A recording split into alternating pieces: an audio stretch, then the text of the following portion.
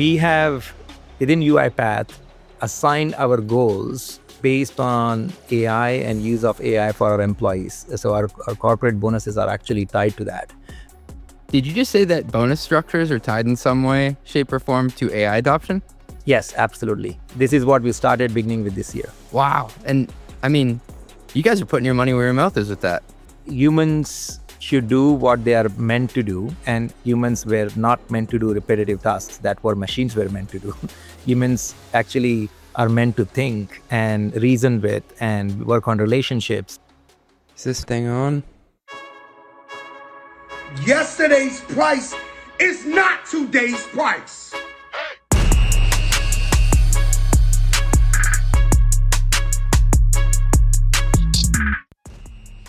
Welcome back to the Run the Numbers podcast. Today's guest is Hitesh Ramani, Deputy CFO and Chief Accounting Officer at UiPath. Before joining UiPath, Hitesh spent over 2 decades at Deloitte, guiding companies through initial public offerings. So he knows firsthand what really changes when you move from private to public life and what mistakes to avoid in those first critical quarters. At UiPath, he's helping lead the charge on autonomous finance. We're going to talk about the difference between agents, robots, and workflows, whether remote process automation was AI before AI, and how to think about ROI controls in the human side of automation. We'll dig into how UiPath uses its own technology inside finance, what makes a high-impact AI idea, that's hard to say, and the bar for deciding to build versus buy new tooling. And at the end, we'll zoom out to the human impact. How do you keep a human in the loop, and how to keep your team motivated and leaning in the age of AI. Shout out to Megan McKenna, founder of Females in Finance, FIF, for making the intro. Both Hitesh and I are proud supporting members of our mission to bring more women into financial leadership roles. All this and much, much more after a short word from our sponsors. As a CFO, you're expected to bring clarity to everything, including how your company manages ownership. The tools you use should make that easier, not harder. But when they come with hidden fees, data you can't always trust, and support you can't rely on, you end up with more frustration than clarity. That's where Pulley comes in. Pulley is the cap table management platform built for finance leaders who need accurate, decision-ready data from a system that works for your business, not against it. With Pulley, you get intuitive workflows, audit-ready reporting, and support you can count on, all backed by predictable pricing you can plan around, so you can stay compliant and make smarter decisions about your company's future. Manage everything from fundraise modeling to ASC 718 reporting to custom liquidity programs, all on one trusted platform. Hundreds of high-growth companies like Linear, Fathom, and Runway trust Pulley to help turn ownership into a strategic advantage. And joining them is now easier than ever. You can switch to Pulley in as little as 5 days. And for a limited time, they're offering 25% off your first year. To claim your exclusive offer, visit pulley.com/mostlymetrics. That is pulley.com/mostlymetrics. Pulley.com/mostlymetrics. Well, if you've listened to this podcast before, you definitely know that I think it's cool to be a fan of business. I'm obsessed with researching how the best companies operate and specifically how they manage their money. And I've learned that a company's financial stack can make the difference between world domination and obscurity. That's why I want to tell you about Brex, because I want you to rule the world. Brex is an impressive financial services and software company that has grown immensely since it was founded in 2017. In just the last year alone, Brex accelerated customer acquisition by 50%, with 91% growth in enterprise customers. And there's good reason that over 30,000 companies from startups to enterprises have flocked to Brex. Brex offers the world's smartest corporate card on a full-stack global platform that is everything CFOs need to manage their finances on an elite level. Plus, they offer modern banking and treasury, as well as intuitive expenses and accounting automation, bill pay, and travel. Wow, it's all on the roster whenever you need it. Brex grows with you. CFOs tell me all the time that Brex makes it easy to control spend before it happens, automate annoying tasks, and optimize their finances. Because listen, at the end of the day, Brex helps them make every dollar count. So if you're a fan of smart businesses too, check out Brex at brex.com/metrics. That's brex.com/metrics. So if you listen to this podcast, you'll know that I am incredibly passionate about the FP&A space because that's the route I went to get to CFO. And I want to tell you about a tool that has exploded over the past few years. It's called Aleph. And I remember getting outbounded by them about 2.5 years ago, and I actually took the bait because they claimed to be able to do a demo with my live data, with me right there on the call. So I had to see it to believe it. And it was the founder running demos back then. Shout out Albert, hope you're listening. And he connected my NetSuite and built my P&L using their Excel add-in in like 15 minutes. And I was really impressed. Since then, Aleph has gone on to raise money from some of the top VCs out there, and they've built an impressive roster of customers. Many of their customers have been on the podcast, like the CFO at Turo, 8 Sleep, and Zapier. They're all really big champions and supporters of Aleph like me. But it's not just an Excel add-in. Aleph also allows finance teams to work with their live cross-system data using Google Sheets and their web app. And that's cool because it gives teams the option to support a wide range of needs and workflows like budgeting, forecasting, and variance analysis. And speaking of variance analysis, they're doing some really cool things with AI-powered variance analysis. It basically allows you to figure out what's going on and why, and it takes the time that you'd usually spend from hours to minutes. It's really cool. So I highly recommend checking them out and taking them up on that demo or trial, just like I did back in the day. And you can learn more and get started at getaleph.com/run. That is getaleph.com, aleph.com/run. Tell them CJ sent you. Hitesh, thanks for joining me today. Thank you so much for having me, CJ. So going through your bio, before making your way to UiPath and helping to steer a publicly traded company, you spent over 2 decades at Deloitte advising clients through IPOs. And so what's the biggest misconception about going public versus being public? That's a great question, CJ. I spent significant amount of my time at Deloitte advising my clients exactly on this topic. This is something that is well known but significantly overlooked when I think about it. My clients, and for most part, companies which are aspiring to go public, they always think going public means having a successful IPO because it is being viewed as an exit strategy from investor standpoint. But as it relates to the management, it's actually an entry strategy. They're entering into public markets through an IPO. For them, that is where the real game starts. That is where they need to now have a discipline and a rhythm to operate like a public company. And it is totally different ball game to operate like a public company versus having a vision to go and become a public company. I think what you're saying is the IPO is kind of a one-time event. I know a lot of CEOs like to talk about it like, oh, it's just a milestone. It's just a milestone. But the more I think about it, it's like a point in time. And it's like the real work starts after that. It's like once you cross the chasm into the public markets, that's when you have to act a bit differently. Absolutely. One of the key advices I was providing my clients is you need to have enough muscle memory to operate like a public company. They needed to make sure that, similar to when you go for a wedding, you have a dress rehearsal so that you can get that perfect execution at the actual wedding. That is the exact similar concept. At least 2 quarters leading up to an IPO, every company should make sure that they're at least operating like a public company. That does not necessarily mean just able to forecast and deliver on the forecast. It's the entire operating rhythm, all the way ranging from making sure management and leadership team has a periodic cadence and operating rhythm to meet frequently on all the strategic matters, making sure that the company is pacing the quarter and making sure that they are operating as if they are going to be a public company on how they are going to deliver on the forecasted numbers, making sure that they're actually preparing for the earnings, including the Q&As. In our fact pattern at UiPath, before we went public, we made sure that our board members were having a proper cadence of holding Q&A sessions, similar to what you do it with the analyst and with the investors after the earnings. And not only that, you don't stop there. Anytime you are actually making commitments, forward-looking statements, there should be a follow-through to those forward-looking statements. To the extent companies have customer codes or partnership codes that they need to refer in the earnings, they need to go that far and make sure that they are also having that muscle memory of lining up those codes for earnings. So it's not just saying, okay, I have a forecasted number and whether I'm able to deliver with those numbers or not, but it's the entire operating rhythm, the companies need to make sure that they're building enough muscle memory with that. That will make their lives post-public very seamless and relatively easy versus what it was otherwise.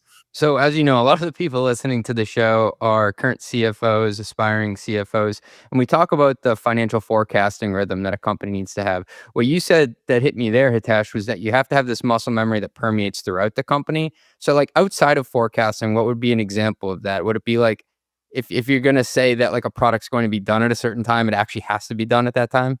Absolutely, it is. If you think about all the functions of the management, be it with marketing in terms of pipeline and lead generation, be it with go to market, making sure that they have a cadence of meeting with their teams in a respective timeline and coming up with more accurate and precise forecast, making sure that whether it is entering into partnerships and announcements, making sure if there is a cadence in terms of product and engineering with regard to roadmap items, and in addition to that, even from making sure that financial discipline in terms of when you expect to spend money versus how you actually expect to how you're actually spending the money against that. So it's a complete 360-degree cadence across the corporation. In fact, I used to do this when I was at Deloitte. Is whenever my client was about to ready saying, okay, we want to go public, the very first thing we would do is with the CEO and their extended leadership team, we would actually meet with them and talk to them about what it means to go public, because we want to make sure the entire leadership team understands, and then they start lining up their strategy accordingly and start operating under the strategy. Something that's completely underestimated that you just pointed out there is doing what you said you were going to do when it comes to spending money. So, like in the private world, I would always get frustrated if my CMO only came in at, say, 80% of budget, because I know that it connects. Like, hey, you're the only one I actually want you to spend a little bit more because I know that it drives the pipeline, which ends up in revenue. But as a public company, I just find that so fascinating because people over rotate on, hey, did you hit your revenue guidance? But like the spend is all connected to that. Like the whole P&L connects. Yeah, and it's interesting you ask this question, because almost 3 years ago, when the interest rates were very low, the focus was mainly on top line. At that time, when companies were deciding to go public, the substantial amount of focus was on top line.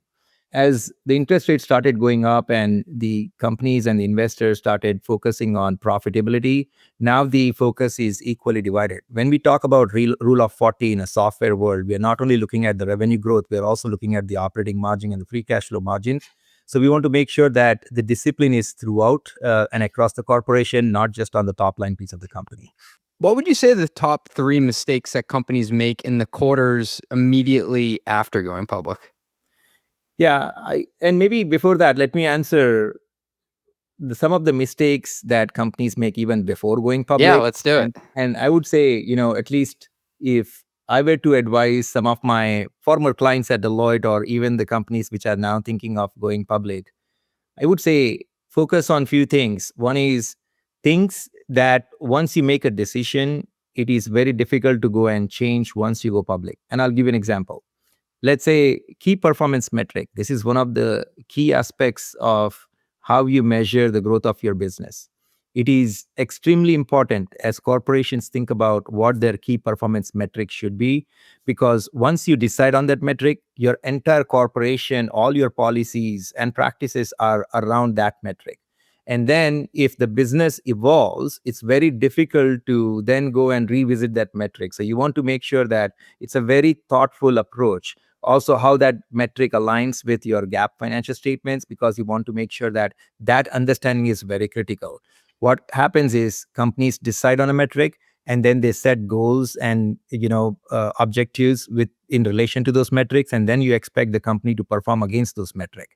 Now, in the evolution, once you become public, if you decide for some reason that's not the right metric for you, going back and revisiting that metric becomes an extremely challenging thing. And therefore, I think corporations and CFOs and CEOs should double down on this, along with their board members and management members, to make sure that they have a complete alignment. That's the right metric for the company, and that is how the company is going to measure its progress.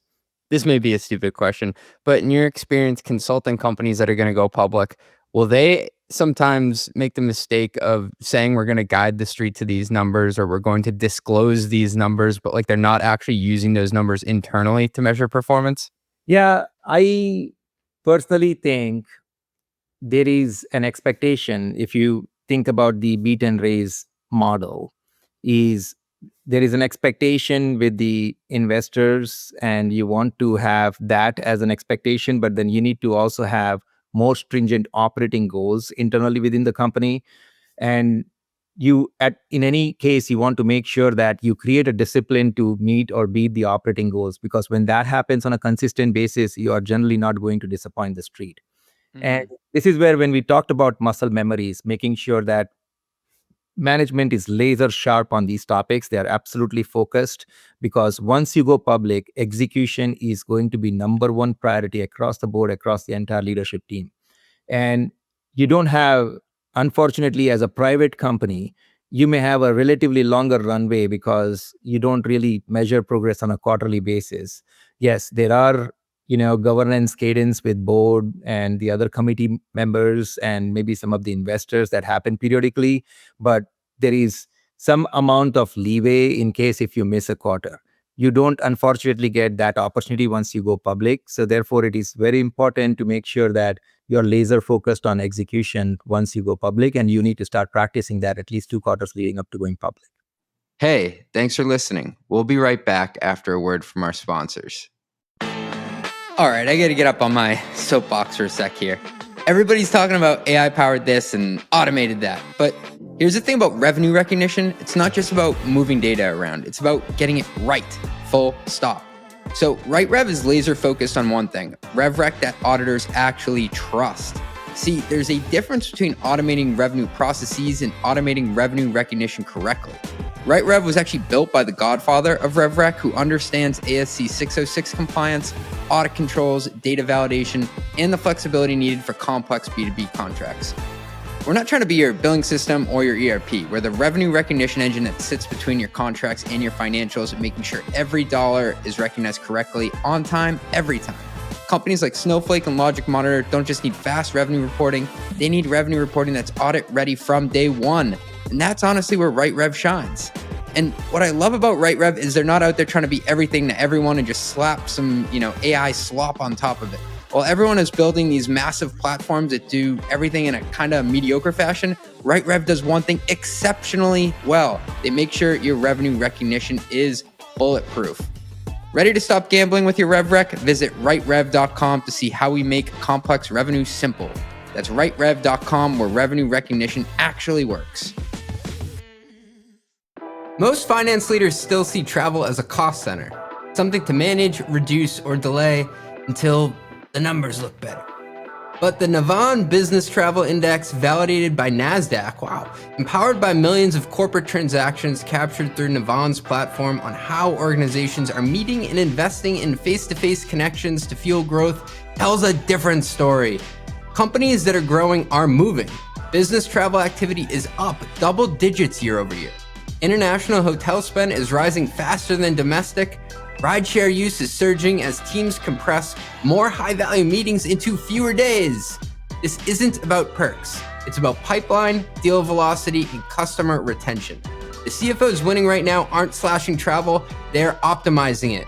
They know exactly where every dollar is going and the ROI it's delivering. The Navan BTI helps you see how your program stacks up against the market each quarter and where you might be leaving revenue on the table. Get the data, spot the gaps, turn your travel spend into a competitive edge. Download the latest Navan Business Travel Index today at navan.com/BTI. That's navan.com/BTI, and lead with the numbers that actually drive growth. Morgan Stanley recently said NetSuite is under the threat of disruption. That's right, NetSuite, the you never get fired for buying it software. So what's the threat? The answer, Rillet. Rillet is the AI native ERP modern finance teams are switching to because it's faster, simpler, and 100% built for how teams operate today. It doesn't take 12 months to implement. It doesn't feel like filing taxes to use, and your accounting team will actually love it. PostScript closes the books in only 3 days. Windsurf, bet you heard of them. They run finance with just 2 people. And Rillet is backed by Sequoia Capital. Yes, that's Sequoia. Unicorns like PostScript and Windsurf and hundreds of other companies have made the switch, and they're closing books in record time. If I were running a finance team today, I wouldn't default to legacy. I'd look at what's coming next, and Rillet is here. You don't want to be that guy at cocktail parties complaining about how bad his ERP is. Wait, am I the only guy who talks about ERPs around a keg? See how fast your team can move. Book a demo at rillet.com/metrics. That's RILLET.com/metrics. RILLET.com/metrics. And so I guess to go back to one of my earlier questions, after you've made it to the show, you are a public company. Would you warn your clients like, hey, these are a couple things that I've seen others stumble on, like other than just missing guidance, I guess? And is there a list of stuff that are common faults? Yeah, absolutely. So one is, as I mentioned, making sure that you have the right metrics or the goals against which you want to run the company. Second is making sure you have the right culture at the company. That's very important because culture takes a lot of time to build. You cannot say that, if I don't have a right culture, I go become public, then 3 months is not sufficient for you, or 6 months is not sufficient for you to build the culture. So making sure you're doing it the right way. Making sure you have the right team. That is very important. Sometimes what happens is, someone at the board level decides, okay, we think we are ready to go public. You know why? Because we feel like maybe we are at that $100 million revenue mark. Maybe we have operated as rule of 40. Maybe we think the valuation multiple is what we aspire to be. So we think we are ready to go public. But actually under the hood, when you start looking at it, you may say, but I still need to build so many other aspects of a public company. And so when that decision is made, within that maybe 6 months, 9 months time frame, leadership starts acting quickly and say, okay, I don't have a head of marketing, I don't have a chief revenue officer, I don't have maybe a chief financial officer, let me go start hiring. And so we think, you know what, we want to go and get people who have been there, done that, so it becomes relatively easier. It's different to go and hire a team, and it's totally different to have that team operate like a team. And so when I use the word that you need to have enough muscle memory or dress rehearsal to operate like a public company, is making sure you have the team, and then with that team you're operating in a consistent manner, because you want to make sure that to get the best output from a team, that the team is in place and they have operated enough before you actually go public. That is another area which I would say, apart from culture, that you want to make sure you're the right folks and the folks have an operating rhythm in place before you go public. There's something to be said about when you bring the right people in. Like a lot of companies will hire either a public company CFO or a head of investor relations or a new chief legal officer, compliance officer, like within a year of going public. Like I've seen a couple times that people were hired even 6 to 5 or 6 months before going public, which doesn't give you many reps. And yes, you are up leveling the skill set of the people on the team. But to your point, there are a lot of intangibles of just working with people over a set period of time to learn how they function and what they actually mean when they say something. Absolutely. You want to make sure that the policies are aligned, people, their approaches are aligned. It's very important. Of course, there are certain roles which can wait until after you become public, because you may have enough time to react. For example, corporations get at least 12 months time after they go public to make sure that the formal SOX controls are put in place. Okay. So that may give you some opportunity to say, maybe in the first 3 months after I go public, I can go and hire head of internal audit. That's okay. But then there are other core operating roles where you want to make sure there is no disruption to execution. Those type of roles, in my mind, are non-negotiable. You want to make sure that those teams are already in place before you go public. Got it. And just to connect the dots here, you found your way to UiPath through your advisory work, correct? Before they went public? Yeah, UiPath was my advisory client. So I was helping them with the IPO in terms of, there were different aspects of the IPO that they had to work with.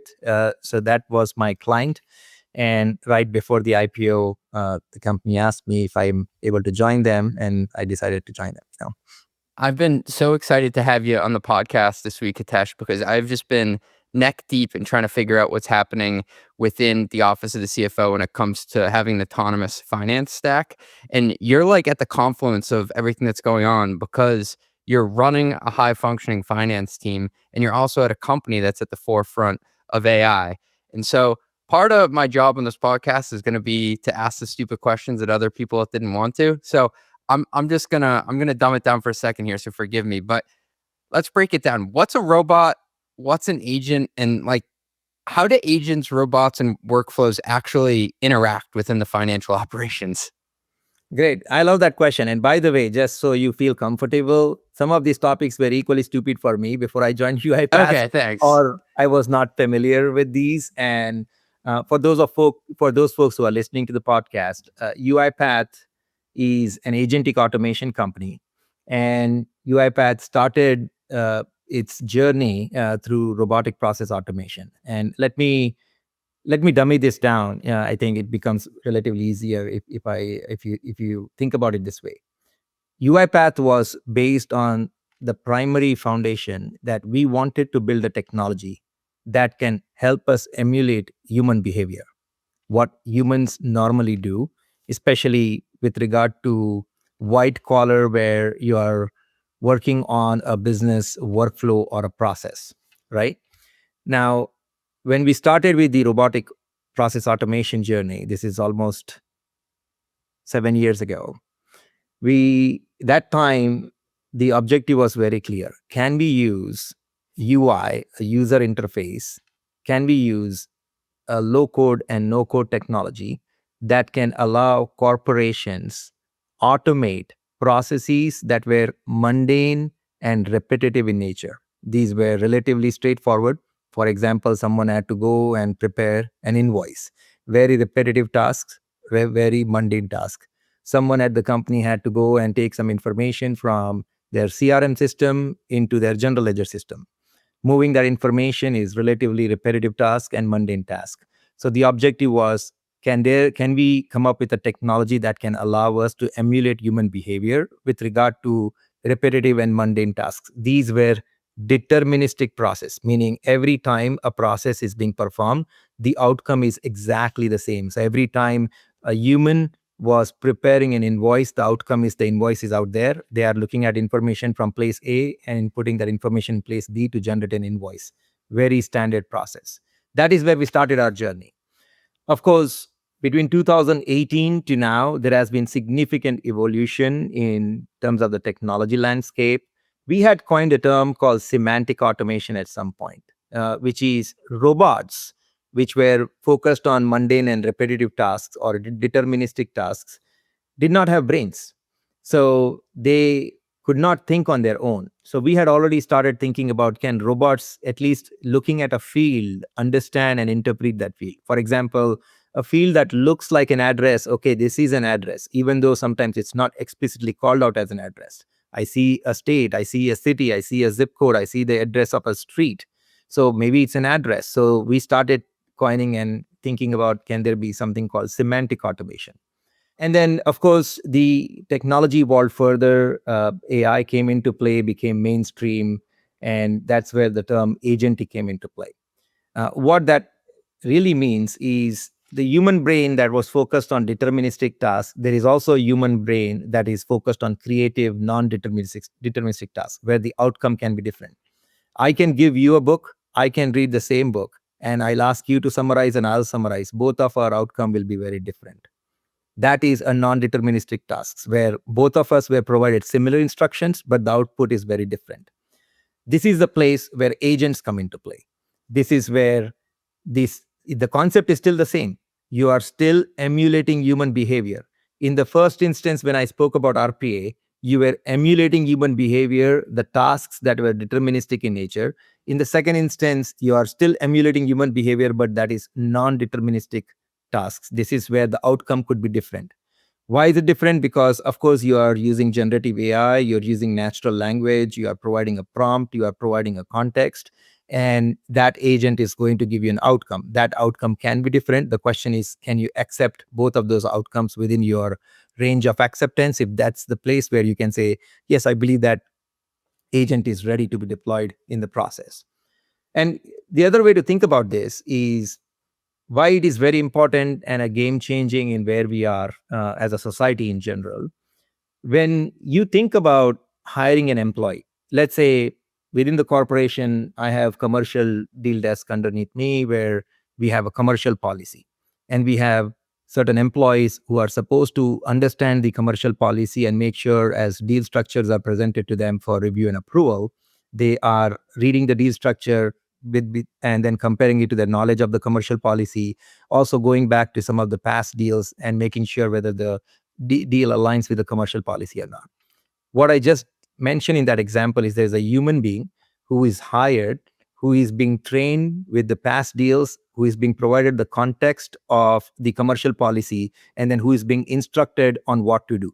If you just take this and translate into technology language, you are basically building an agent and you're giving instructions in form of prompt. You're giving them the context in form of commercial policy, and then you're asking the agent to do what you expect a human to do, and they provide you an outcome. So it is a natural extension of emulation of human behavior with regard to non-deterministic tasks. And that is, in my mind, a simple way to think about what is a robot versus an agent. That was fabulous. Wow. Sometimes you just got to give the guy the ball and let him cook. Hitesh, was RPA AI before AI? So there were aspects of RPA which were machine learning in nature. I would not say that they were purely AI. Of course, there were aspects of RPA where the coding, there were aspects of optical character recognition and training the models. And on the back end, you were using AI to train the models. I'll give you an example. Let's say you can create an automation where the automation is going and trying to understand a document. And to train that automation, you needed to have several iterations of document that goes through an automation. It was still a machine learning document. So it was sort of AI, which is slightly different than generative AI. So it's slightly different there. But yes, I would say it was a kind of AI that was part of RPA as well. And some of the other terms that are thrown around within the financial systems that I'm working in are agents and workflows. Do the agents travel on the workflows, or like break down the difference there for me? Yeah, it's an interesting question. And I understand there is an ongoing debate on this topic within the industry. There are believers that workflows are not needed. Agents can orchestrate other agents. And then there are believers that would say workflows are required, and workflows will call on robots, will call on agents, and will also put human in the loop. So there are two different camps to my understanding, of course, and this is still an evolving and highly discussed topic. My viewpoint is this. Again, the way I think, and I think I'll wear my CAO, CFO hat here for a second, and I would say humans need accountability. What that means, you will, when you look at your regulators, when you look at your customers, when you look at your employees, your investors, they need accountability. And as long as humans need accountability, you potentially will need workflows. And also, when you think about it that way, you would say in a workflow, there are tasks or processes that are deterministic in nature, and there are tasks and processes that are non-deterministic in nature. If you can get a higher degree of accuracy with regard to deterministic tasks, why do you need an agent to go and perform that task? For example, let's say I used an example for invoice preparation or invoice generation. If that is a deterministic task, why do I expect an agent to go and prepare an invoice for me when I can use a robot to do the same thing? So it's no different than you don't necessarily need a PhD to perform the job of a clerk. So there are certain roles where certain skill set are required, right? So similar concept here is you want to make sure that certain business tasks which will be performed by robots, and there are other tasks which will be performed by agents. Having said that, agents, since they are giving you diverse output within the certain range of acceptance or acceptable score. In my example, I gave you a book, I have a book, both of us will give an output summary. We want to put that agent in production when we believe that both of our summaries are acceptable. In that situation, even though it is acceptable, it may not be 100% perfect. Therefore, you may say, I want to put human in the loop. Now, in a workflow should be able to call a robot, should be able to call an agent, and then also take the output of that and put it with a human so that human can then ultimately make the decision. That is how at least I see that's going to orchestrate. So my viewpoint is it is workflows and agents. It is not agents which are greater than workflows. Taking a step back, CFO to CFO, can you expand on why the accountability component of this is so crucial? Yeah. Again, there is a lot of things here you have to think about. Businesses have to invest in these type of technologies. Businesses will have to think about their talent strategy. Businesses will have to think about the output quality within the concept of internal controls or financial reporting.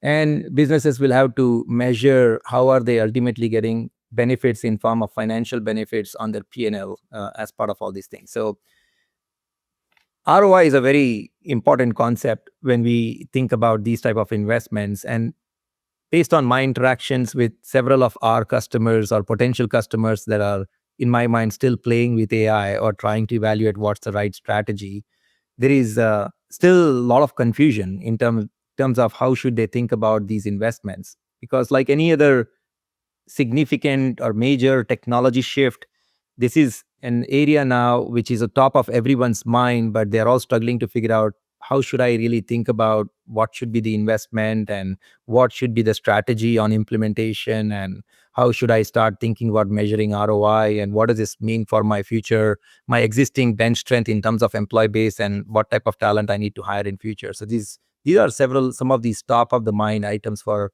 several CFOs and also CEOs. I want to come back to the hiring and how to budget in a world of AI in a second, but just to stay on the accountability component for a second, it's hard sometimes to think through like how much you can outsource the work versus how much you can outsource. I guess the accountability is the right word for it. It's or maybe it's agency. How much of your agency can you outsource? Because at the end of the day, like as a CFO, the buck does stop with you. Yes, that is 100% correct.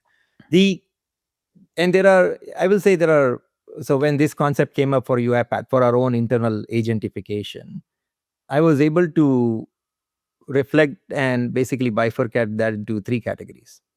There are category of agents where if the response quality is slightly lower, meaning in my range that I mentioned to you, if the agent health score is relatively lower, you are still able to move forward and put them in production because the consequences are not material in nature. I'll use an example, product marketing. Let's say if you ask an agent to help you with product marketing strategy, or perform a step in a marketing process for a minute. you know okay, if the score is relatively lower, you can potentially still live with it and put the agent in production. There is second category of agents, let's say agents that have to deal with data, but that data or information is already public. Even in that situation, your risk tolerance can be relatively higher. That's second category. And then the third category of agents are the agents which are working with non-public information, agents which are part of your internal controls or financial reporting.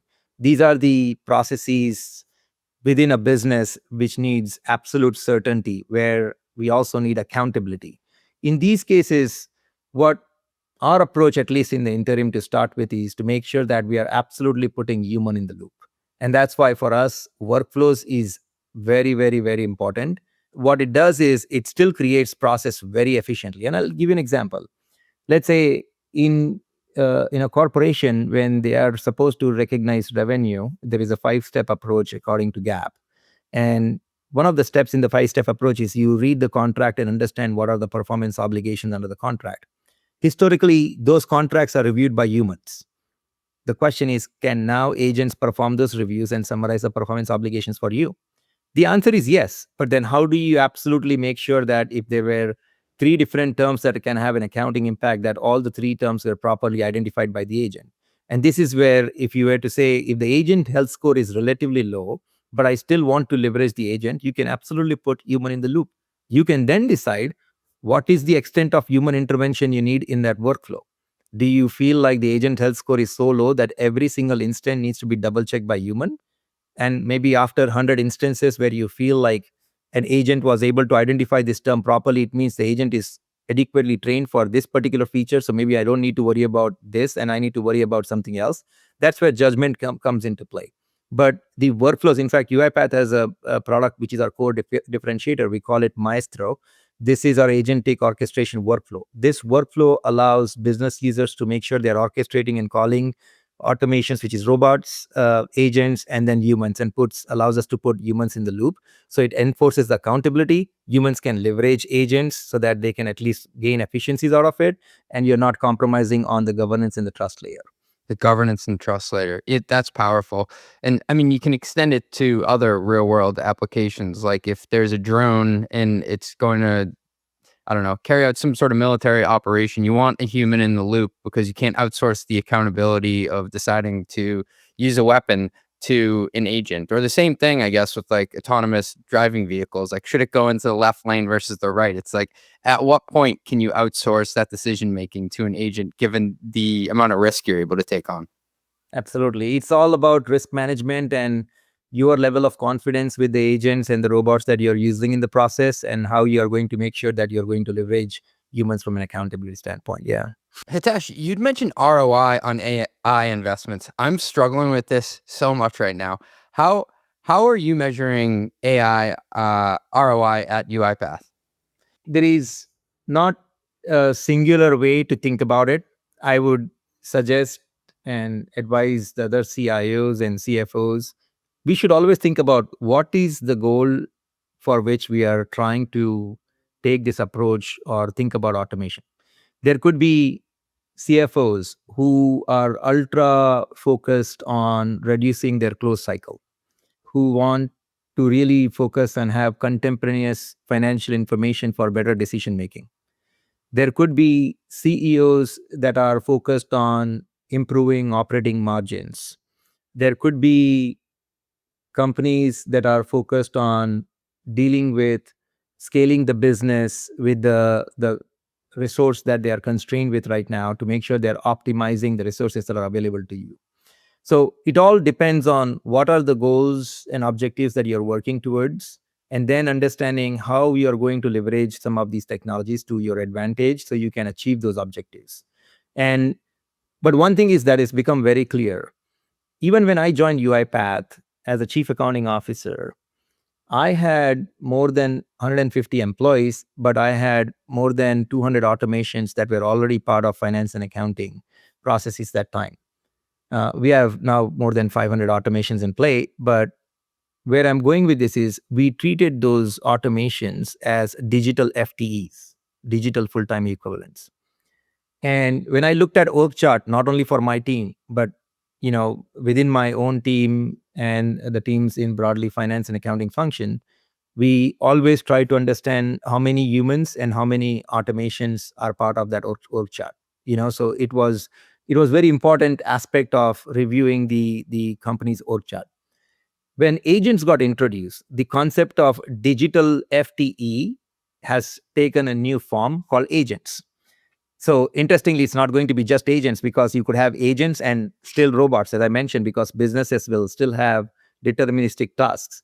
So corporations have to now start thinking about it, is saying how many heads I have, which is human heads, and virtual heads, which is AI or robotic heads, which is helping me, scale the business. This is an important way, and it's a different way to think about how you look at org charts on a go forward basis, and how you think about the cost, the G&A cost of supporting the business. It's very critical. Of course, you may experience some disparity in initial years. For example, even for UiPath, this is going to be a big year because we are agentifying our own business. We are investing significantly to make sure that the processes which we could not have automated in past because the agentic solution was not available, we are going after and now agentifying all these processes. And in fact, the scope is so broad that you could basically make all the available investment and still not achieve your goals. So you have to be very mindful about, okay, this is a year for us to get started investing it. And what strategy are we going to deploy that we are going to use the limited resources we have so that we can come up with a maximum impact and then go from there. I got to back up here for the benefit of listeners. So you count the number of people on the team and also the number of robots? Absolutely, because that's how I measure what is my production facility or my team which is available to help me support the business. My team includes both humans and robots. And now it will include humans, robots, and agents. Humans, robots, and agents. And have you figured out like what the right ratio between the three are? Does it change? Well, we don't, as of, there is no magic answer to that question. The question is, what are your expectations from your humans in your team? What are your expectations from the robots in your team and agents in your team? I think that is how you should think about it. It's an interesting concept, because when I meet with several folks, they also talk to me about future of talent and all those things, and I feel like humans should do what they are meant to do. And in fact, this concept existed even when we came up with RPA. Humans were not meant to do repetitive tasks that were machines were meant to do. Humans actually are meant to think and reason with and work on relationships and whatnot. So I feel like when I reflect on this going forward, I have to think saying, are humans doing what I'm engaging them to do, which is really provide that value add in a process? And then the processes that are not that value add, or are they even able to leverage agents to their benefit? It's like an extra help. When you have that extra help, you can focus on so many other things, which can allow you to continue to support the business at its scales. So again, it's no right or wrong answer, but I think you need to have some clarity in mind as to what are the expectations from humans and what are the expectations from robots and agents, and how are you optimizing your flows so you can continue to support the business as it scales. Hitesh, there's this concept of Metcalfe's law in networks where the value of the network is the square of the number of nodes in it. But the opposite actually holds true when you think about people working together. So I'm sure you've had this on your team where you're like, I can get so much done with like a team of 5 assassins. But then when you go up to 50 people, suddenly like it doesn't scale linearly with how much production there is. Are there like, how does it work with robots and agents working together? Can you just constantly add more to the mix and you get exponentially more done, or does it slow down like as if you add more people to the party? Yeah, it is slightly different. First of all, in both the instances, what you have to be mindful of is not create bureaucratic processes. Okay. Corporations have this tendency of creating layers within an org chart, which creates a lot of bureaucracy as well. And that's why flatter organizations are operating much more faster than pyramid organizations in general. Decision making happens faster, issue identification happens much faster. So, but that concept generally, I use the word generally, also applies with when you add unnecessary, steps in a even IT generated process, or a process which entails both robots and agents. But it's a very interesting question, and I'm dealing with this situation. I'll give you an example. You could have, let's go back, because we used an example previously. We can use the same example where I said humans were reviewing contracts, and now you can have agents reviewing contract. Let's say there are two ways to design that process. You can have 10 different humans reviewing all the 100 contracts, but for 10 different things. One person is reviewing a contract to understand if there is, what is the termination clause looking like. Another person is looking at what does the financial terms look like. Another one's looking at the warranty provision. If you design the process like that, all the 10 humans are expected to review all the 100 contracts to then go and identify the one thing that they're focused on. So you could say instead, I can divide up the 100 contracts among 10. So one person will review 10 contracts and they will identify all the 10 terms that I'm interested in, versus all the 10 people reviewing all the 100 contracts. So it all depends on how you design it. Bringing that concept up to agentic, you can have one prompt and one agent try to identify only one clause, and or you can create a multi-agent with an agent on top of agent, which is operating together to identify all the contracts.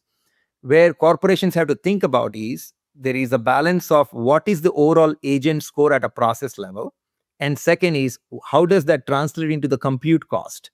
Because it will, for there is an interesting concept, because if I have 10 agents doing mining all the 100 contracts, the compute cost is going to be significant. So I think corporations will have to find out what's that right balance. That balance is important because you want to make sure the cost is low but the quality is high, and that Yeah. what's that optimal solution is what you want to focus on. Because traditionally we've thought of budgeting in terms of people and then the things we need to buy for those people. How does that equation change now? Yeah, again, the budgeting, that is where, unfortunately people don't have unlimited resources, and you have to, for us the discipline is very much, in fact, even when we are trying to hire more people, it's not that we can just make a requisition and we are allowed to go and hire extra heads. There is always this thing saying, how can you manage within the organization that you've got currently? Is there a way you can identify some efficiencies? And I'll give you an example. When UiPath went public within the finance and accounting organization, the number of heads that were responsible for our core accounting, that number of heads have remained exactly the same, maybe plus or minus one or two over last 7 years. The Our net, same. yes, exactly the same. Wow. Even though the business has more than doubled from that point to where we are now How is that possible? because of automations. I'm very fortunate when I landed here. And I mentioned this thing saying making sure you have the right culture, making sure you have the right team at the time of going public. It is very important, for us. I'm very fortunate that most of our team members have an automation first mindset. So anytime a new process is introduced, a new transaction activity is introduced, the first and foremost the teams are thinking is there an automated way to implement this process? And the advantage we have, of course, is our technology, which provides us a lot of flexibility. And I'll give you an example. Even we just recently announced that we've implemented SAP. That SAP implementation was substantially different than what others do in the market, meaning we have actually come up with a new benchmark for what is known as a clean core in SAP implementation. Means the processes that otherwise required customization, we were able to actually go and what do you call implement automations instead of customizing within SAP. So that is only possible when you have a team that has an automation first mindset, and that actually helps us a lot. So that is why our overall headcount in the core finance and accounting has remained flat. As the business continued to grow and the complexities came up, we were able to take care of those needs with automations. And so we made sure that we balance within that 150 mark that we have, plus or minus, to make sure that we are not going and adding incremental heads. But then how do you make sure you're not just adding incremental robots or agents over time? What's the check you do there? Or how do you figure out, like, is this a high impact idea to throw the weight of AI behind, and what's a low impact idea? So, and I think for robots, it was relatively easy. Agents, we need to be more mindful. I'll explain you why. Robots, generally, the compute cost or the usage-based cost was relatively low, because in case of AI, you are actually now digging into the compute fee, with the foundation models underneath that and whatnot, right? So you have to be even way more mindful of those things. Having said that, the logic is very simple. With regard to robots, you are making sure that there are certain ideas that are very high impact from an ROI standpoint. And how we measure this: when a team member submits an idea, we track it in our tool called Automation Hub. At the time of submission, they're supposed to say, how is this process currently being executed? How much man hours does it take today? And that allows us to do the math, saying if we were to automate this, what does it mean in terms of how many man hours we are going to save? When you have that math and when you understand the impact of the idea, you can make a judgment saying, maybe this is something I want to build an automation. So we do have several ideas which we actually reject to be built by our center of excellence. But what happens is, because we have automation first mindset, there are several team members who are ultra tech savvy. They are citizen developers. Those are the guys which will take those, the rejected ideas, or the ideas which they feel like did not make the cut because we made a decision it's not a high impact idea. They would go build the automation and roll it out. Of course, if they decide to roll it out something in the internal controls or financial reporting or control environment, they have to then hand over the automation back up to COE for them from a governance standpoint. But we have that process where some of those automations are built by the team itself, so we don't have to invest our time and energy in building those.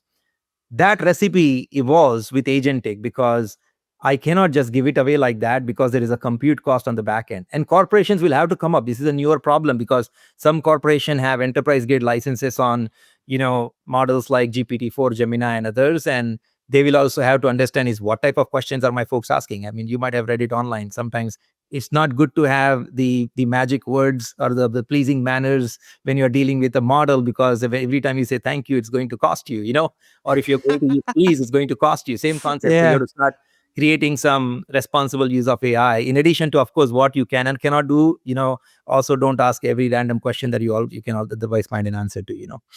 So if I play it back, I mean, it sounds like that you have a bar internally that's constantly evolving for agent cost, agent quality, and orchestration. Yes, absolutely. Okay. I want to tie this back to the human impact here. You used a really cool phrase there. What was it? Citizen developer? Yes, that's right. So how do you think about hiring from now on? Because I mean, like, there's this new wave of people coming out of college. They're only going to want to work at the most tech forward companies. But at the same time, they're probably going to lose some of the capabilities that you get just from being in the weeds and building like a DCF model from scratch or something. Not that you have to do that every day at a software company, but just as an example, like, how does this evolve in a world of like, will VLOOKUP still be a thing? How do you get the best talent on board? Yeah, it's a very timely and an interesting question. In fact, when I meet with some of my former partners, also in the consulting world, and I'm learning from them how the net new percentage hire straight from college has been declining, which is very scary to start with.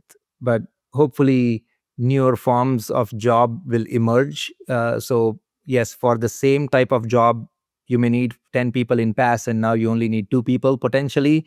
But hopefully, newer type of job opportunities will come up. So, everyone will get placed in some fashion. The most important thing as we think about hiring is, from my standpoint, I think there is one natural advantage is younger talent is substantially more adaptable to newer technologies than folks who've been used to doing the same thing in past. It's just the change management is relatively easy. And I'll give you, my daughter is in high school, and the way she uses GPT-4 versus how I use is night and day different. It's just natural to them on how they are immediately the level of tech savviness that they've got. If you recall, even in our olden days, at least when I was young, we had some tech savvy folks at that time who were great at macros. The concept is very similar. So they were on the higher end. In fact, we used to put some of us used to put that in our resumes. Hey, what's your technical That's a excellence? badass skill. Like, I know macros. That was like the real AI in finance before AI in finance. Exactly. Just imagine, right? So it is, in fact, I have seen now resumes where folks have put, that they are familiar with the RPA technology and they can do low code, no code. I have started seeing that even from finance folks now. And in fact, corporations are now moving towards mandating use of AI in business. We have, within UiPath, assigned our goals based on AI and use of AI for our employees. So our corporate bonuses are actually tied to that. So corporations have now expectations that the talent is absolutely using AI. It is not nice to have, but it's a must have. And therefore, if I extend that logic, the expectation is those talent that can demonstrate their tech savviness towards the AI solutions and have better grasp of able to leverage them so they can have a higher productivity, they have a much higher chances of getting recruited versus the folks who are not able to demonstrate that. Did you just say that bonus structures are tied in some way, shape, or form to AI adoption? Yes, absolutely. This is what we started beginning with this year. Wow. And I mean, you guys are putting your money where your mouth is with that. Yes, we are very big believers in this. In fact, for us, the number one priority as a company is agentification, and we are focused on that not only externally with our customers and our partners, but also internally. We are actually transforming UiPath at, I haven't seen the pace at which we are transforming ourselves, and there is a full force and there is a clear mandate that this is number one priority for us. We've always done this. We've always demonstrated to our customer base how we drink our own champagne, and that's why it's not only something that our employees are doing because they are being asked to do to transform the business, but also it is equally important because that story always resonates extremely well with our customers. Speaking of drinking your own champagne, you're in the unique position to be at a company that probably has more horsepower to put behind experimenting with AI. How do you yourself as a finance leader think about, like, should I build or buy or partner for this? Yeah, it's a very interesting question because every time someone approaches, I'm like, man, I should look into it. But at the same time, I'm like, why can I not do it? I know. I feel like you build a lot of stuff at Dasher. Yeah, so well, I have great team members and some of the folks who have created a very strong foundation within the company. So I'm very fortunate from that standpoint. Plus, great support from the leadership as well. We do look at companies because we also focus on, if there are some natural strengths already in the marketplace, let's not reinvent the wheel. So we always want to make sure that, again, we are creating processes that are the most efficient that is possible out there. From my standpoint, I'll tell you something. for all CFOs and chief accounting officers or controllers that are listening to this podcast, right? I feel like we are at a point where all the right ingredients are available for us to build something called an autonomous workflow. So I think corporations should start embarking on that journey and creating a strong foundation now. And why I think about it that way, when you think about technologies, whether they are API technologies, when you think about the document understanding technologies, communication mining technologies, robotic technologies, agentic technologies, if you think about business processes where you are going to first getting data from the business documents, understanding data, and then analyzing data and making decisions with those data, each of those steps, there are technologies now available for you to fully transform.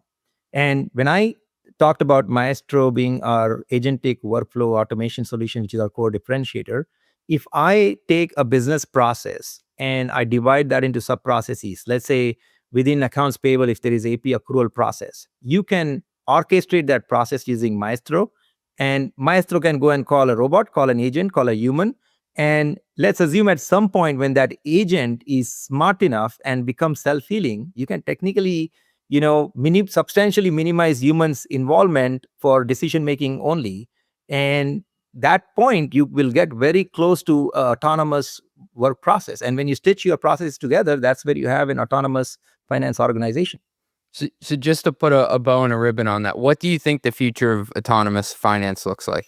Man, as I said, it is an interesting one. I feel like the future in my mind is where controllers should be looking at a dashboard like a security guard is looking at 10 different cameras to monitor. This dashboard will give you a real-time view into what's happening in your business processes. It can show you how transactions are flowing. It can show you where the transactions are stuck with robots. It can show you where the transactions are stuck with agents or with humans, and you can have a real-time view. And when that happens, when you start looking at the output, it will give you a real-time view into where my business is at, so you can make much more knowledgeable, educated decision in terms of how you're operating. I want to copy your dashboard someday. Just keep me in mind, okay? Absolutely. Again, we are still working on it. As I said, for us also, we just went live with our agent builder and our Maestro at the end of February, but we are putting all our energy on and getting started with this. All right. I'm going to gear towards a close in a second, but maybe just hit me with one or two cool things that you're doing inside of UiPath that get you excited with AI. Oh, that is a difficult question. Come on, just a couple. There is a lot of cool things. I'll tell you something that's already in production. And so we use Slack for internal communication. And there are several channels that we have where our employee base that need help, they would reach out to. For example, there is a Slack channel where if someone needs help with quoting, they can go and ask a question. That question goes to an organization called DealHub. Or if someone needs help with licensing, they will ask a question. There is another Slack channel where they have a question on, how to, from a legal standpoint, how to work on an NDA, a non-disclosure agreement. Those questions our employee base would ask the Slack channels, and on the back end, someone from legal team is fielding the legal questions on the legal Slack channel, help legal Slack channel. Someone from DealHub is fielding these questions. We have now agents which are already there. Ask DealHub agent will come and respond to you, will interact with you. Robo Attorney is going to help you with the actual agentic responses to the legal question that's coming up on NDAs and stuff like that. They can open up cases. They can guide you to the policies. They can help you with actually, closing cases and whatnot. So, and it's not a glorified chatbot. It's a completely agentic solution, which is very impressive. Of course, we have other things which we are thinking about. Every single L0, L1 customer service across all systems, we'll have agents there. I mentioned about contract reviews. Agents are helping us reviewing the contracts now. We have, we call it a bad debt agent, which is analyzing our receivables position and proposing what should be the reserve for general reserve and what should be special reserve. There are so many things. That's why when you said give me 2 or 3 things, hopefully my team members don't feel bad that I'm actually putting a spotlight on theirs but not others. But there is a lot of action happening, which is really cool. That's incredible. All right. I'm going to take you into what we call our long ass lightning round. So you have over 2 decades helping companies prepare for IPOs. and you're coming up on a decade as a CFO and chief accounting officer. But I ask every successful person who comes on the podcast, give me one thing you've screwed up on the job before. Oh, I screwed up a lot of things, I would say. In those instances where it was the most headache for me was the ones where I had easily trust someone and I had to go and make sure that I learn from it and put myself in the details and check. Hopefully with agents, the agents will listen to me and follow the directions better. Who knows? But yeah, no, it's not people will always make mistakes and learn from those mistakes. But I would not say it was like a major screw up. But of course, when you're working with teams, it's always possible that something goes wrong, even though you're focused on it, and then you realize that it didn't go as you had planned for. So yeah, Trust but verify. exactly. Like all good accountants. All right, next one. If you could tell your younger self something knowing what you know today, what would you tell them? Embark on the tech journey. I mean, if you have not started using AI, start using it. Think about it as your best friend, as a good, ready reference in your pocket. So use that to the maximum advantage. Don't run away from it. Don't worry from it. If you make it your partner, I think you can do much more productive work, much more high quality work. And of course, don't have over reliance at the same time. Is you should have humans, as I said, will be used for decision making purposes, relationship purposes.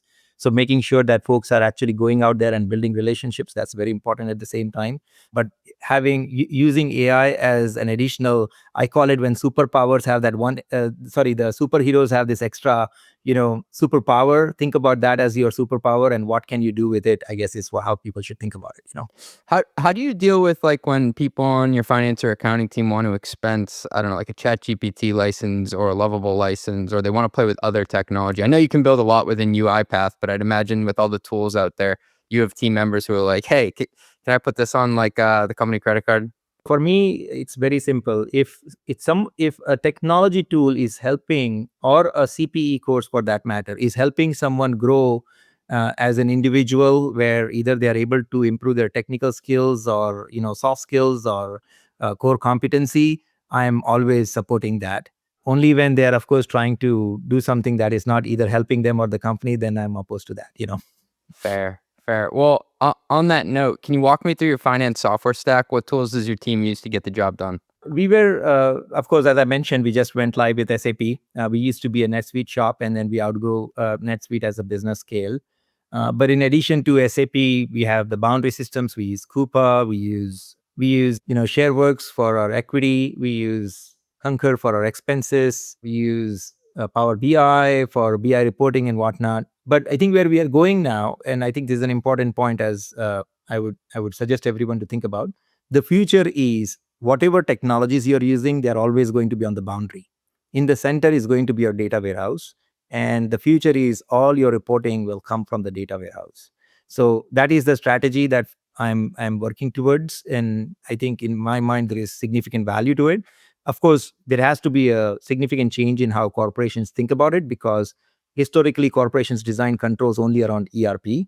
And now you have to think about what kind of incremental controls I need to design around the data warehouse so that I can rely from a completeness and accuracy of the outputs coming from the warehouse. Because if you are going to move my reporting there versus our disparate system. So we are using that approach. Again, clean core is a new concept, but some of the cool stuff that we are doing there. All right, crystal ball, 10 years from now, do you think we're building for ourselves in-house more of the stuff at the core, at the center there, or at the boundaries? I think it'll be at the center. Boundaries is just as a data entry point in my mind for most part. But I do think corporations are going to build a lot in-house versus what they used to do in past. And I've already started seeing that behavior. Agents will become commodities. Folks will start, because there is so much open source technologies that's available. So folks will start leveraging more and more to build their own agentic solutions. I think the problem is going to be, you have so many agents, but how am I going to orchestrate? And that's why workflows become important, and orchestrating those agents with the governance around them, that is going to be the key. So what I've observed is like eventually we will be able to build software, which could be your own ERP in-house or your own HRIS system. But then you have to weigh, like, is it worth our time and effort to be doing that if it's not like what we sell day to day? It's a very interesting comment, because there are several large corporations that I'm personally aware of, large corporations, very large corporations. Their CIOs have this mandate that they build everything legacy in-house system. They don't Wow. go and license it. So there, it does exist in several large corporations. If you ask me what's my personal view on that, if it's a tech company, I can see it. If it's a retail company, I think you don't need to do it. Now, of course, you don't need to do it today and yesterday. The question is, do you need to do it tomorrow? And why I say it that way is because, as I mentioned, a lot of the future development or customization is potentially going to happen with agents, in which case you may say, cost of building that agent and ease with which you would build the agent is going to be easier as long as I'm able to put proper governance around it. And I'll give you getting under the hood a little bit, right? Let's say if I have two choices, I can build my own ERP or I can go and get an ERP. When I go and get an ERP, there is customizations I have to do so that ERP can work in my environment, right? Because there is always this fit to gap or fit to standard that we need to go and address. And that when you go and customize that within the ERP, that adds technical debt because you need to have someone, go and play with the code and then maintain the code as the business continues to evolve. And that is why in past, people used to spend a lot of money to do that. And now the new strategy is keep that core clean. Don't go and play with the code. Keep it clean.